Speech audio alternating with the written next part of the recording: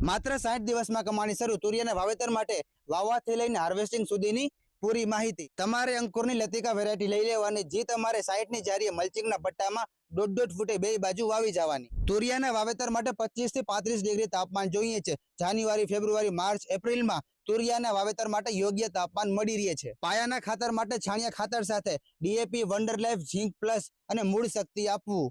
Flowering અને ફ્રૂટિંગના સમયે calcium plus boron, potash ખાતર અને રેગ્યુલર પાણી આપતું રહેવું પડે। જીવાતમાં વ્હાઇટ ફ્લાય, થ્રિપ્સ અને લીફ માઇનર જોવા મળે, એના કંટ્રોલ માટે બ્લુ અને યલો સ્ટીકી ટેપ યુઝ કરવી અને દવામાં એસિટેમા પ્રાઇડ, ડેલિગેટ, ફિપ્રોનિલ અને સિમોડિસનો છંટકાવ કરવો। રોગમાં સુકારો, છારો અને મેલો જોવા મળે છે, એના કંટ્રોલ માટે સારામાં સારી ફૂગનાશકનો છંટકાવ કરવો। 50 થી 60 દિવસમાં પહેલું હાર્વેસ્ટિંગ જોવા મળે છે। અમારે 2.5 વીઘામાંથી 5મા હાર્વેસ્ટિંગમાં 1200 કિલો જેટલા તુરિયા મળ્યા અને માર્કેટ પ્રાઇસની વાત કરી તો 20 થી 40 રૂપિયાની વચ્ચે રહે છે પર કેજી।